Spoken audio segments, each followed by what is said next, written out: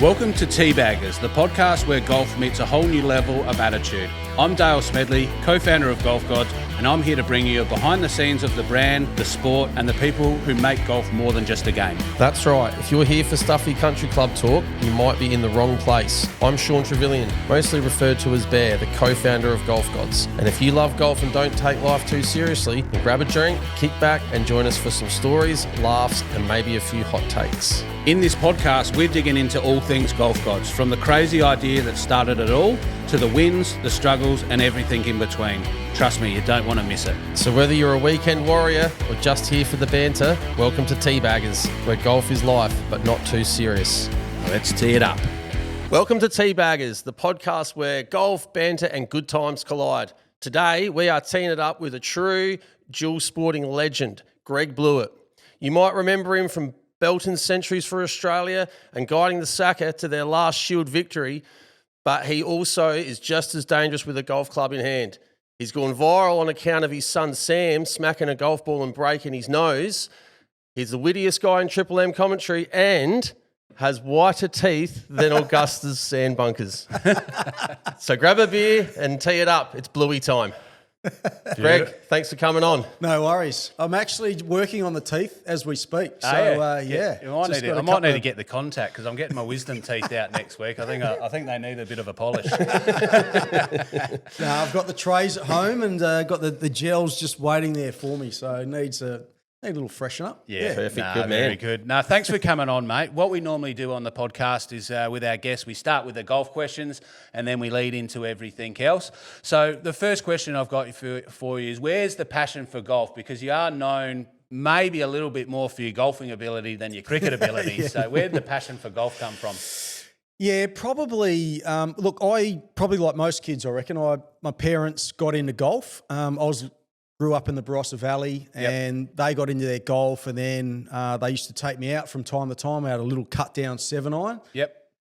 So I was sport obsessed. I was one of those kids that just loved sport. So I played everything that you can think of. So mum was great about, getting me around to as many sporting events as possible. And then golf sort of started to flick a bit of a switch for me when I was about 15. Yep. Moved back down to Adelaide, had a group of cricket mates, and we started at North Adelaide North Course in the school holidays. Mum would drop us off, come pick us up about 5 hours later. So it was good. She got us off her hands, and then I sort of thought, a bit of hand-eye, got to be reasonable at it, and then for most of my career, I played off a handicap of about 4. Hated practicing. Yep. Absolutely hated it. Just loved just turning up, a couple of putts, get out on the course, go for it. And then towards the end of my cricket career, when cricket finished, I started loving practicing golf and got a little bit better. Yep.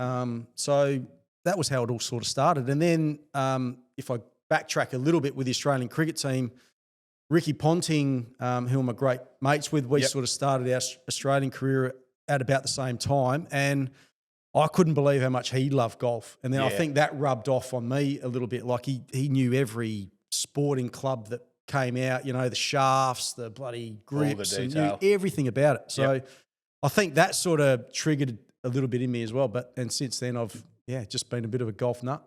So obviously you did get to represent South Australia in 2012 after the cricket had finished. Was that the peak of the golf career or...? Probably, probably. Like I knew I was a sniff of getting chosen, so I was sort of playing a lot of the amateur events, and I was asking or answering a lot of questions about, are you going to try and turn pro? That was never the case. I was never wanting to go pro. So, I was just, at that time, I was just sort of trying to see how good I could get, I suppose. So, got to +2, nearly +3. Yep. So that was probably about the best golf that I've played, I reckon. And since then, it's all turned to shit.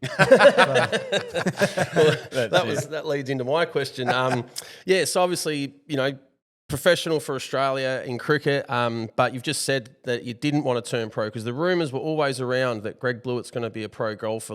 So you never considered it and thought you'd move into that space because it doesn't sound like you're too far away. No, well, I probably feel like if I had given golf a red hot crack, then I'd like to think that I might have done okay, but that was never the case. Like, it was always cricket for me. So, as I said, I never really took golf that seriously until I was probably about 34, 35. So, you know, the horse had truly bolted by then. And I wasn't in a situation where I could just sort of, you know, not work and give golf a really good go. So it was just never an option. So, and as I said, like at 34, 35 years of age, I'm pretty dumb, but I'm smart enough to realise that I was never going to make any money out of it. So it was never an option. Yeah, and these young golfers, they're young and they're hitting it a long way these days. So that's it. Obviously, golf and cricket, there are many similarities between the two.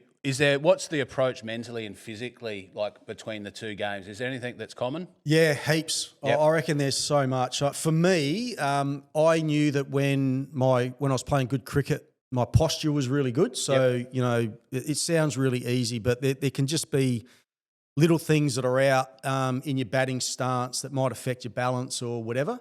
And I knew that when had that intact, then I knew I'd play well. Same with golf. Like there's just some days, I don't know what you guys are like, but some days you stand over a ball and you just go, oh yeah, I'm on. And then there's other days you come out and it just doesn't feel right. And then you know, it takes a while for you to find it. Also day to day, you know, cricket goes either 4 days or if for first class cricket or 5 days for test matches. So you feel great one day and you can't wait for the next day to start, and then you turn up that day and you haven't slept well or something's happened in your life, and so just being able to back up day to day is really hard. And golf's the same. Like you might, you know, play great one day, and then as I said, like I'll just turn up tomorrow and shoot the lights out, and it just doesn't happen.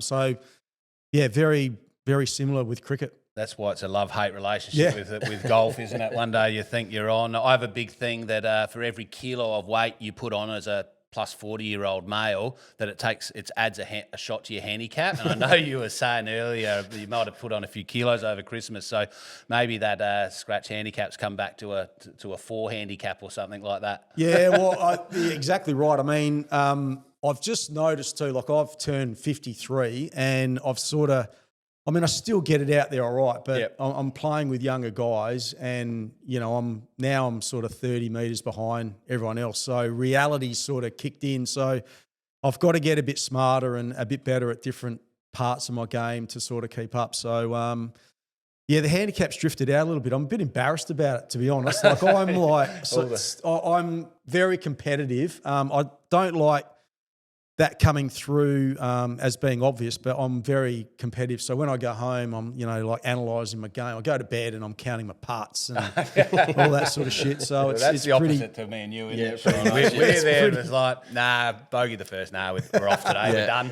We'll remember the good ones. Yeah, so handicap's drifted out a little bit. So I'll be disappointed if I can't get it back down to scratch pretty soon. So we'll see. Now, being one of the best cricketer golfers in Australia, who's given you your most competitive matches on the golf course from the Australian cricket team and even the soccer team too, if there's been a few contenders there? No one from the Sackers. No one? So Ryan Harris, no good? Nah, he's shit house. Lehman's terrible. Yep. Brayshaw used to play a bit with. Terrible short game. Like his chipping's just embarrassing. Yep. His putting's all right. And his long game's not too bad, shocking around the green. Like you get him inside sort of 50 metres in, he just goes to water. So, no one really from South Australia. Australian team, Punter's the obvious one. Like he's in recent times, I think I got him the last time we played, and then before that, he got me a couple of times before that. So we actually don't play that much together, but we're probably pretty similar in standards. So he's right up there. Awesome. Yep. No, very good. Obviously, we spent live golf together the last few years, and what an experience that is for Adelaide and Australia. What other sort of on-course or off-field golf experience that you have that rings a bell? Oh, geez, I've had some good ones actually. I reckon the first thing I really went to was I went to a US Open with Ricky. Yep. That was at Pebble Beach. Tiger won by I think that was in year 2000. I think Tiger won by 10 shots or something. Is that the year he got busted over here in No, that Melbourne? was 10 years earlier. Oh, 10 years earlier. That was a little bit after that. So that was probably Tiger at his peak. Yep. And then I've been to 4 Masters as well. So beautiful. That was, I mean, I've been to a few really good sporting events around the world, but that's right up there, the level. US Masters, just for the organisation. And I grew up watching Greg Norman at the Masters. Like I'd be ready to go to school and Dad would wake me up at sort of 5 a.m. It would be a school day and he'd go, mate, the Sharks in the lead. Yeah. And he's just turned, he's on 10 or 11 and I'd get up and then he'd fall over and I'd go to school shattered. But that was another thing that really sparked my interest in golf. And I wanted to sort of swing like Greg Norman. So I modelled my swing on him. Nothing like him, but so going to the Masters was always like a real bucket list sort of thing to do. And it was just amazing. So apart from that, I've never been to a British Open or an Open championship, I should say, but I've played a lot of good golf courses around the world. What's the number one I like Kinloch in New Zealand. Yeah, okay.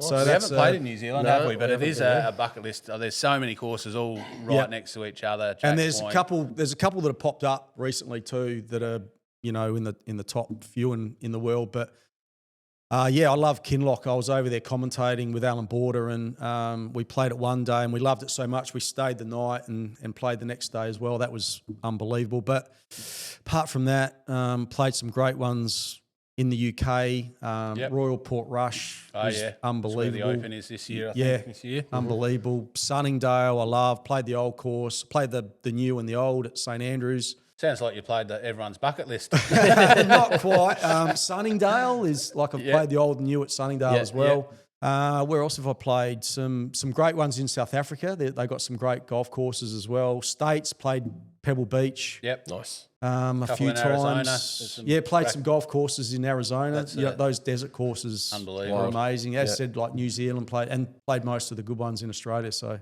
one thing before we leave that, obviously the Cliffs Golf Course in Kangaroo Island's coming up. Do you know much about that? What's happening there? Because we're really looking forward to that one. Yeah, I think I'm going to have some sort of involvement in that. So I'm really looking forward to that. And I know, the people behind it as well. So sort of got some pretty good insights into the way that it's sort of coming together. So I'm just as excited. I think, destination golf is huge, really popular and it's been proven that doesn't really matter where the golf courses are. If they're good enough, people will go. Yeah. So I'm really excited about it. Yeah, so are we. Yeah.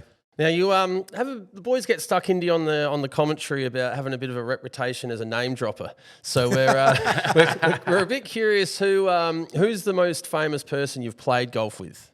Oh, the most famous. Well, I played with Dustin Johnson a couple of years ago at Live. Yep. So Brian Lara, I've played golf with a couple of times. That would be a good one. He's pretty handy, isn't he? He's not bad. Yep. He's not bad. Jeff Dujon. Oh, Remember Jeff Dujon, yes, the West Indian. Yeah.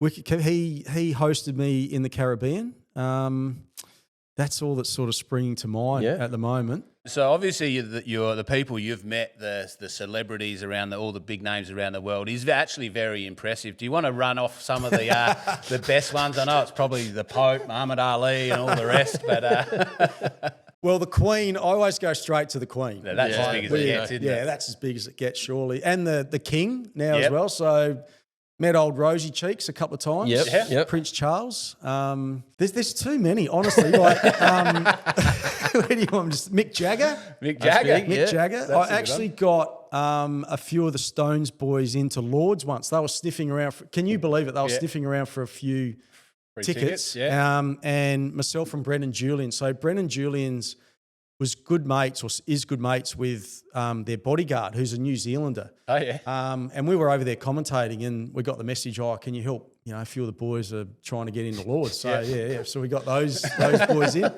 There's too many. The Dalai Lama.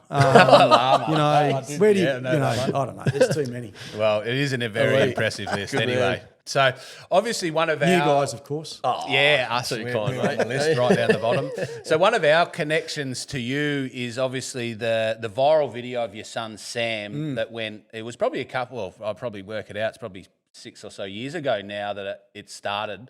Tell me how that all came about. What was the feeling between the family when everyone started posting? I know Rory McIlroy, I think, commented and all of that. How did all the stuff with Sam's videos come about? Yeah, well, Catherine, my wife, I say this all the time. It's like living with the paparazzi. Like she's just got her phone out. It's either still photos or videos. It's just, like you look around and there she is. She's got the camera going. So in actual fact, I think the last time I've ever spewed up from alcohol, she filmed it as well. So I'm like, it was a Triple M function or something, and I got home and I'm like that, and then I look up and there's this She's got the camera. this arm. We will never forget this. Yeah. So she just films everything, and then it was a day at home, and Sam was getting he was just mad golf, right? Yep. So I was watching a lot of golf, and he was watching it with me. So, and then I bought him a plastic set of clubs, and he was just hitting stuff around the house, and then he went to the fridge and went to the ice dispenser and got ice out of the ice dispenser, and then was pretending they were golf balls. And then the dog walked in the way, and then he smacked, because the dog was in the way, he smacked the dog up the bum with a golf club. And then she posted that, and then that went all right. Yep. Just some other stuff that, we're trying to do some tricks, shots, and just. So the most just famous one is when he tries to hit it out your mouth, and well, that was the actually other Rory. one. That was Rory. That wasn't was Rory. So Sam had already done his trick shot, where I think I had a tee out of my mouth, and he clipped it off the top. That's right. And then Catherine goes, "Give Rory a go." And I'd seen Rory play, and he's just a chopper. And that's exactly what he did. He'd just a big chop. So we'll run the video over the top for the people that haven't seen it, but it has gone super viral over the years, and it does keep popping up again all the time, doesn't it? Every now and then, people will tag me going, it's going off again. Yeah. So it's like sort of every 3 or 4 months it sort of does the rounds. And then at one stage, I reckon we got an invite from the Ellen DeGeneres show. Oh, yeah? Wanting to get Sam over. over, and we're like, he doesn't even talk yet. So I don't know. And they're like, all right, just leave it for a while and we'll be back in touch. Yeah. And we were like, I was like, babe, I don't know whether we want to do this. But then she mentioned you guys. She was like, oh, there's this couple of guys that out of Adelaide, the golf gods, and they've sort of been really supportive. And I think you started sending some merch, stuff. And then he was wearing the caps and stuff like that. So that's how it all sort of started. So Sam for a few years there, really built up his following. Yep. And then as time goes by, things sort of drift off, and now he's not as into golf. I still take him for hits every now and then. He's still pretty good, but funnily enough, he's a mad cricket fan at the moment, so he's really into his cricket. So we've seen the boys bowling on the TV, and obviously we've seen Sam and Rory swing, but you reckon cricket's the sport for them both at the moment? Well, at the moment, their mum doesn't want them playing footy, so hard not to argue, I suppose. Like she's, her 2 young boys, and she's worried about head knocks and all that sort of stuff. And to be honest, they're not that interested at the moment. So it's not like they're coming to us going, let's play footy. Yep. I think they might dabble in a bit of soccer this year, but we've sort of tried to expose them to as many sports as we can. They were sort of into tennis for a while. We got them tennis lessons, and they weren't bad, but they weren't like gagging for it. Yep. Whereas cricket's just they want to play. Organically is just taken over. So they're both similar ages. They're about a year and a half apart, playing the same team. The Perfect. Walkerville under 10 Panthers. So if Batters you ever want to come out. Bit of all-rounders. All-rounders. Yep. The young fella, Rory's just taken up leggies. He's, hilarious. So Sam's probably more of a bowler at the moment. He's got pretty good pace for a 10-year-old and just starting to show a bit more with the bat. So, we'll see. We'll keep an eye on that. Hopefully they can stick to it. And that's probably a good intro into some cricket questions. So let's take it back to the Test debut in 1995. obviously scoring a century on debut and at Adelaide Oval, your home thing. What's the memories of the Test debut? Oh, just that it was. I mean, the only bad thing that came out of it, which was like we lost the Test, so a lot of people forget about that. I mean, I was there that day. I mean, I was a young there? kid, and I remember your century. I didn't actually remember that we lost that Test. Yeah, though, we so there you did. go. So we fell out. We were chasing some runs, I think, in the last innings and fell over. But apart from that, you know, like I'd come out of the Australia A series, which sort of went off as well. Yep. That was when Australia A, Australia and England played in the tri-series. Oh, and we in Australia actually went to the finals. So we knocked England out. And it was Australia so it was Australia versus Australia A, and the crowds, it was just going off. And I went all right. And then there was a bit of talk around about, you know, possibly making my Test debut. And I was like, nah.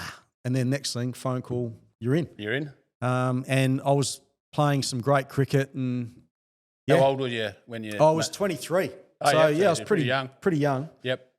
So, went out and bloody shitting myself for the first, 15, 20 minutes, got through that. And then it was just like another game of cricket. Yep. Away I went, and all of a sudden I was 90 not out overnight, and So you had to come back the next day. had to come back the next day, and we lost like 3 quick wickets the next day. And it was looking like I wasn't going to get there. And then, luckily I did. And then, and that was when we were playing, that was the Australia Day long weekend as well. Like now all the Test cricket's done just after the New Year. So it was great weather. The crowds were great. So, I got great memories. Yeah, excellent. Awesome. And so you followed that up with, I think you made 3 centuries in your first 3 Ashes tests. Is that? Yeah, well, so my next test was in Perth. So I played the last 2 test matches of that Ashes series at home. Yep. And scored 100 in Perth. And then we played some more cricket in between the next Ashes test, because we went to the West Indies and we went somewhere else.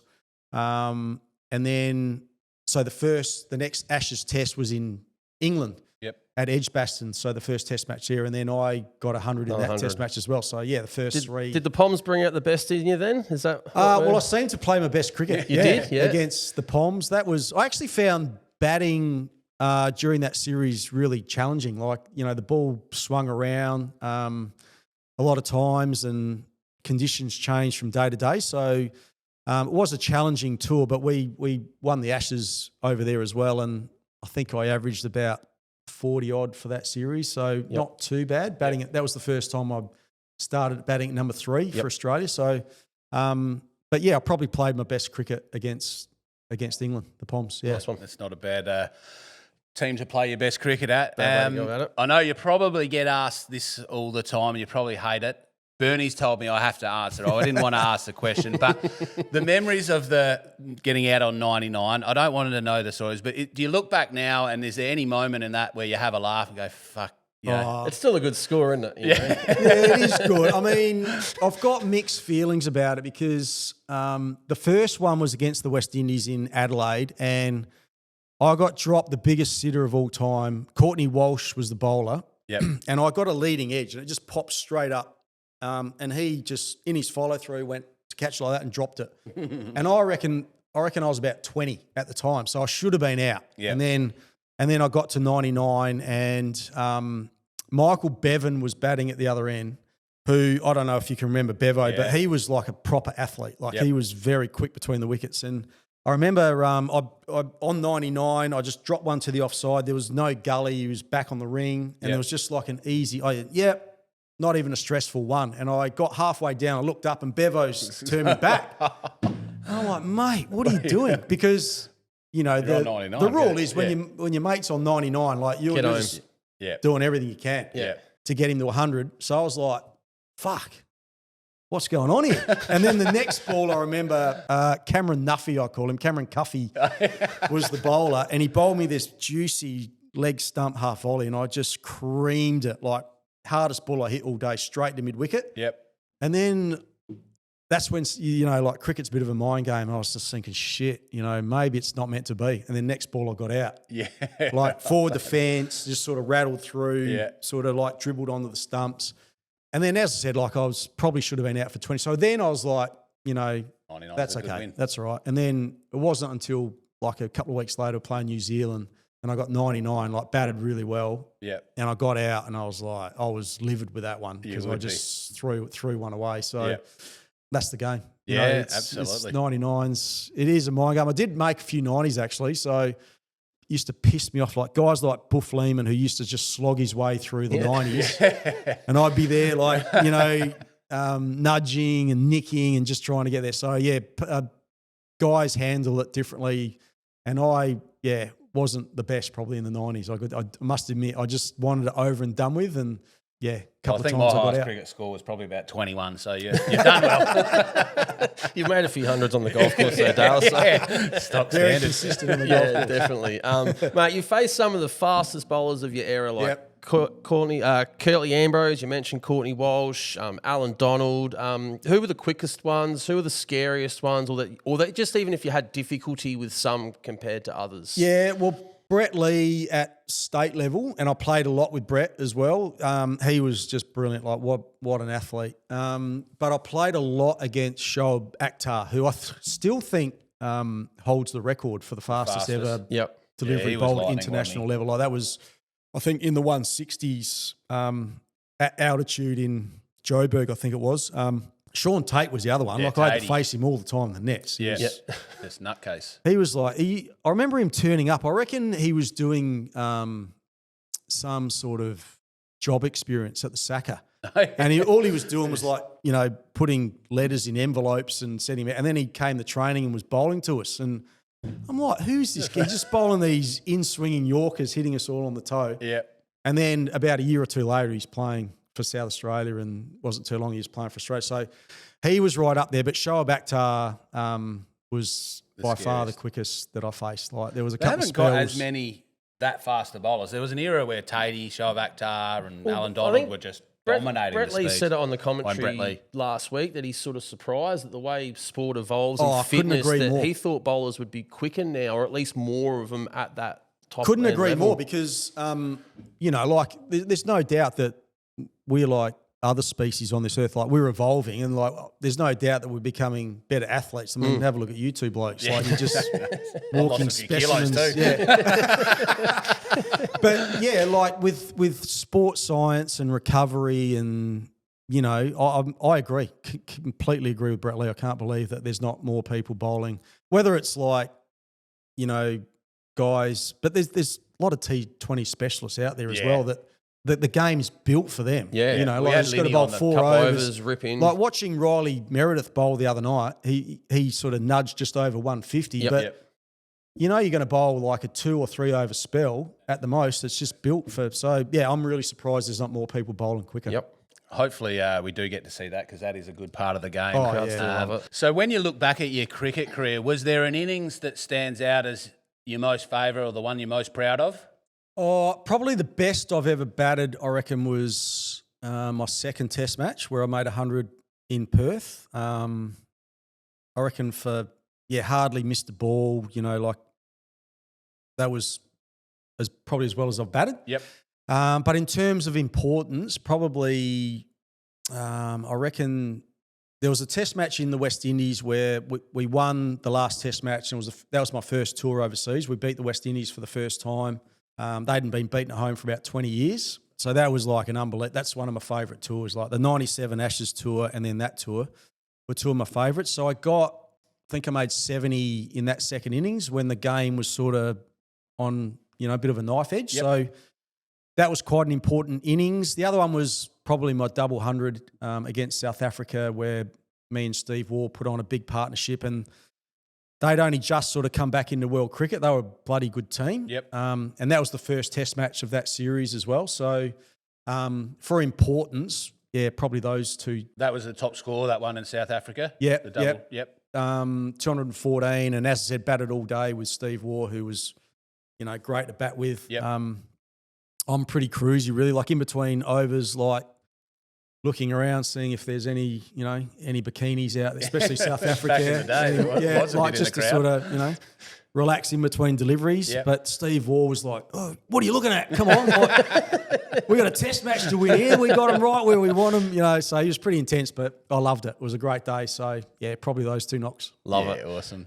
Bringing it closer to home now, I want to talk about the Sheffield Shield win.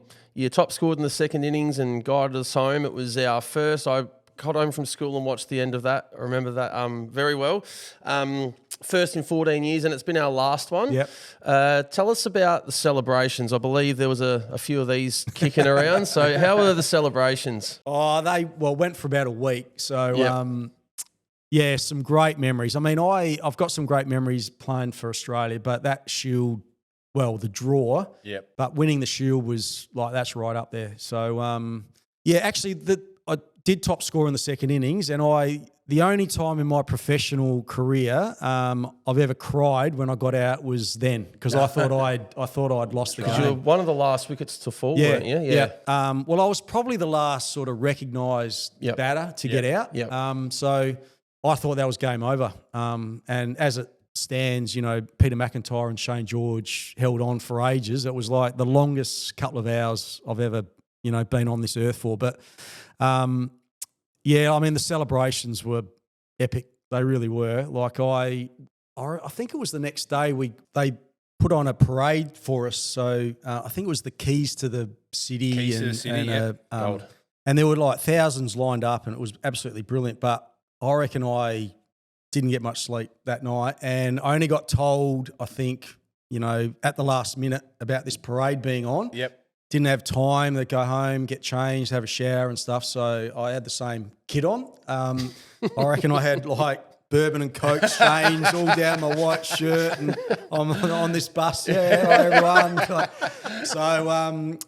But that celebration was. I think we realised what we achieved.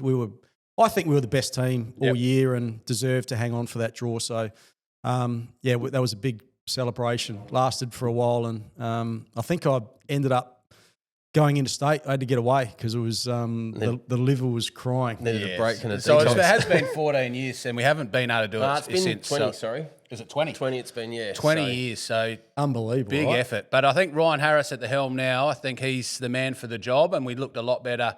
Top of the table at the minute. Top of the table, so we're a fair dinkum chance. Yep. I think we're top of the table in One day both comps too. as Yep. well. Yeah, so I agree. Like Rhino's done a great job, and I know the players are really happy, and it's really well balanced. So it's a real squad mentality, and I'm hoping that they finish off really well. Yeah, That would be awesome if they can do.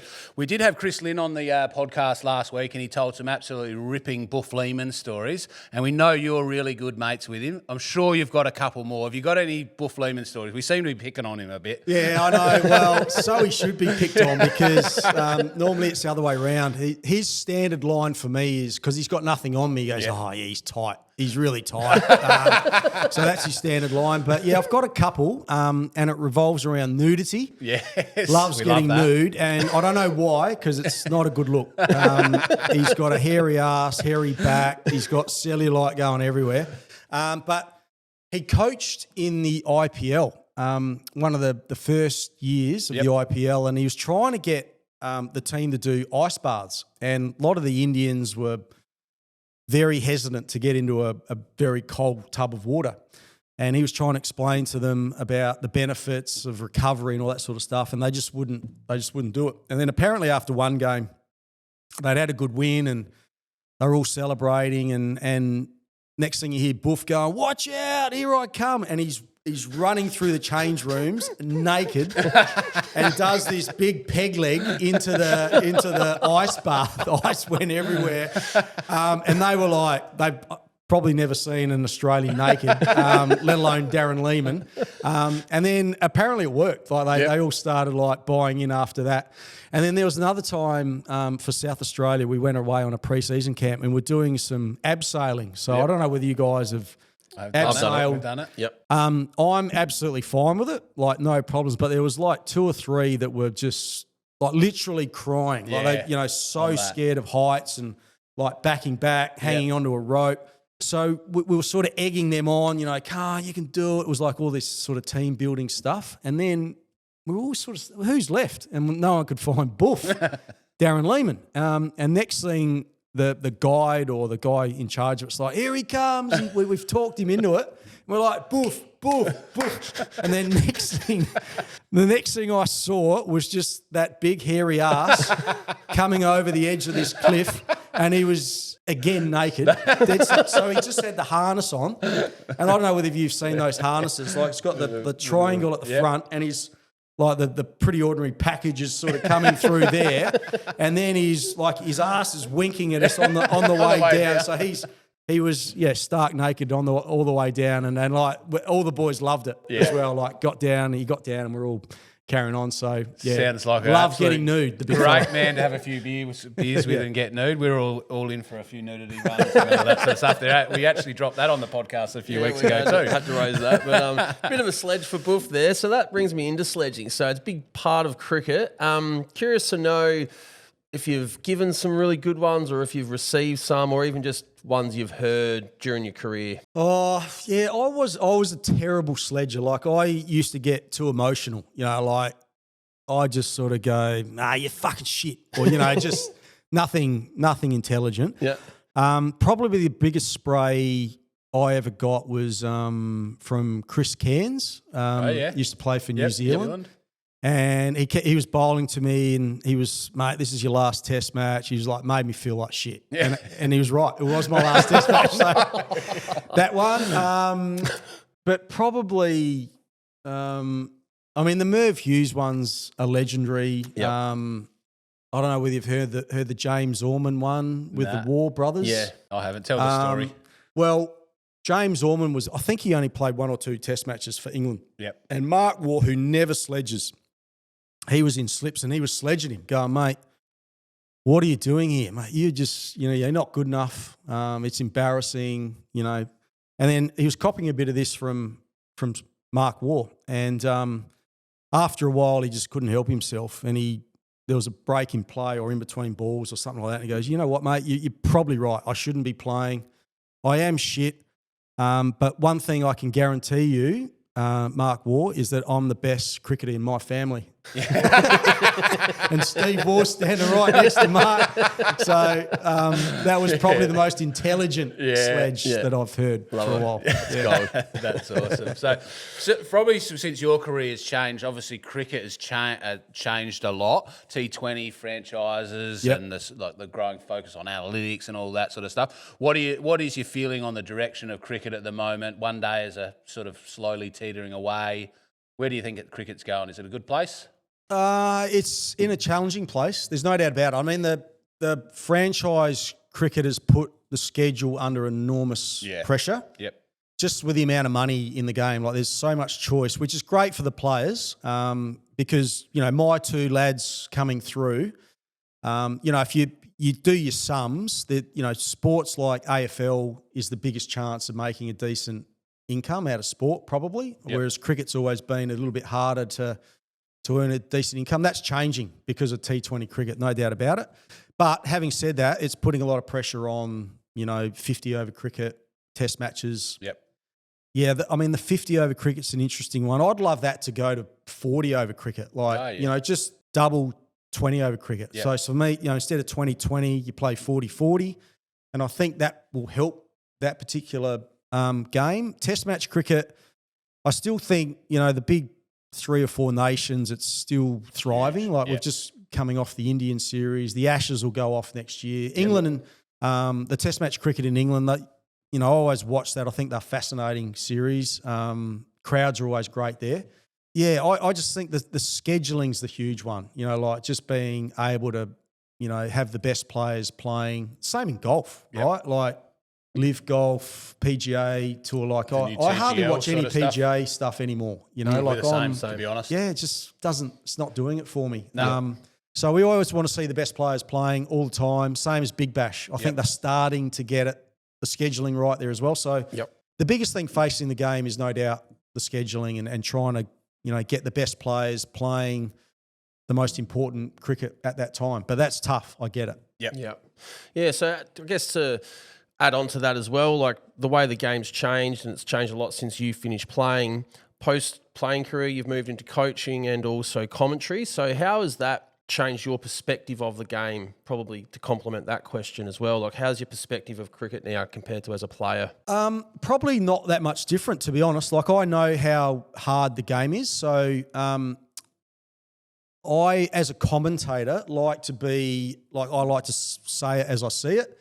But I like to say it in a way that hopefully that if I'm being critical or being negative, as some players might see it, if there's a bit of an explanation around it, then hopefully they can see that. I mean, it's been a long time since I've played, but I can still see myself in their shoes. Like, I know how hard the game is, and I know that there were certain commentators that I didn't like either, and I didn't agree with what they said, so I get it. And I also get that the general public isn't going to like everything that I say or my style of commentary. I've been able to accept that over a period of time. But in terms of the skill level and stuff of the players, I'm still in great admiration for the current day player. Like, the amount of skill level that's around is quite immense. I still think it's a bit like golf, like the basics I don't think have improved over the years. Like, the defensive side of the game hasn't improved. Obviously, the attacking has. The ramp shots, and it's the same with putting, right? Yeah. I think if you look at all the putting stats over the years, they haven't gotten any better either. Better. Like those You'd think it staples, would. AFL football, kicking for goal, Hasn't hasn't changed. changed or hasn't, I don't think, gotten any better. Definitely not better. And I don't think the defensive side of cricket has gotten any better either. So, but there's certain other parts of the game that have gotten much better, much better athletes in general. Yeah, absolutely. Yep. Obviously, you got the cricket commentary going, which you're very good at that. And you up until just recently, you were working with Triple M Radio on the drive home in Adelaide with Jars and Bernie. Are you missing that? Have you caught up with the boys? It was one of my favourite shows. I think Number one show in Adelaide, wasn't it? So. Yeah. No, I think a lot of radio shows say the same thing about chemistry and, how well they get on. Yep. And a lot of the time they're bullshitting.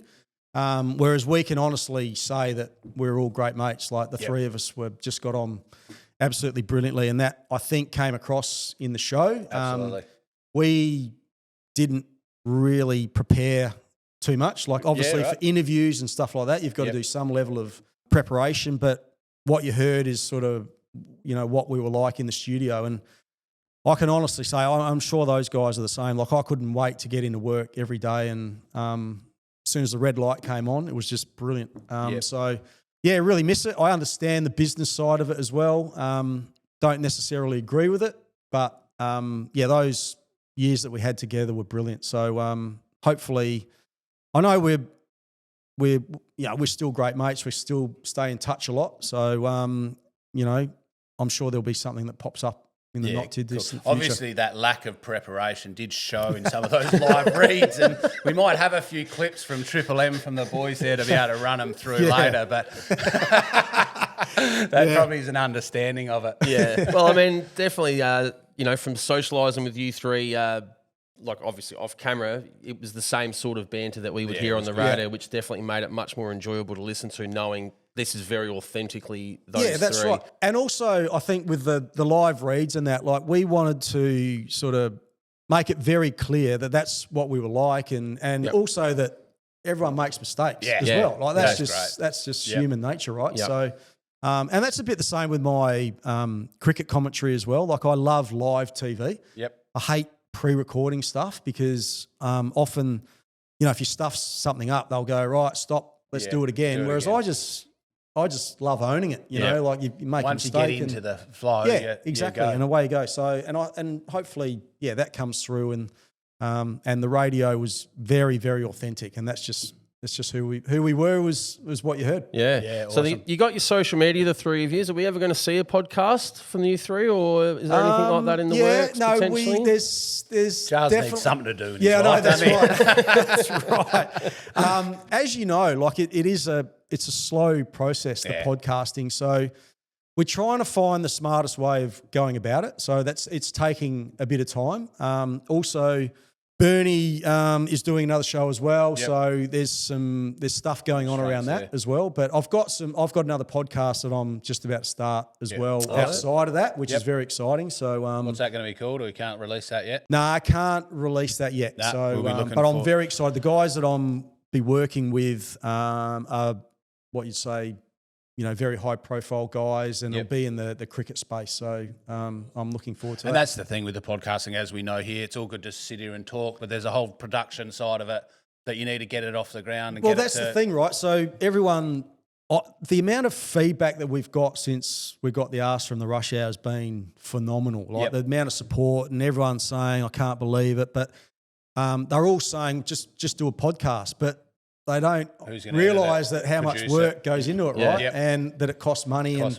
At the same time, Jars is just about retired, but I've got young family and I've got to find ways of, making an income. So that's why there's been a bit of a delay, but I'm pretty sure there'll be something out there pretty soon. Good to hear. Awesome. Well, thanks a lot for coming on. That's all we've got for you today. Appreciate everything, and I think we're due for a little round at Kooyonga one day soon. Maybe get Jars out there. I know Bluey's too. Bernie's too not busy. Jars. We'll be you two, right? So we've only got room for one more. So Bernie or Jars or Buff. Yeah, maybe Buff. Jars is not welcome back to Kooyonga, I can guarantee you. I did hear about that time. I think it was you, and they rolled up with Bernie, and they rolled up in their hoodies and their jeans, and you told them not to. I just said, listen, just whatever you do, just wear the right thing. So it was Bernie, actually. Like he had everything right on for golf, and then he went to his car because he was a bit cold, and he came back into the clubhouse in a hoodie, which, at some of the clubs, whether you agree with it or not, and I was like, Burn, mate, you got a hoodie on. Anyway, and he kept it on as well. He wouldn't take it off. But anyway, we'll see. But I'd love to have you boys there. That'd be good. Very good. Well, thanks for coming on. That's a wrap from the Teabaggers podcast with Greg Blewett. Stay tuned for the next one. Thanks, mate. Cheers, boys.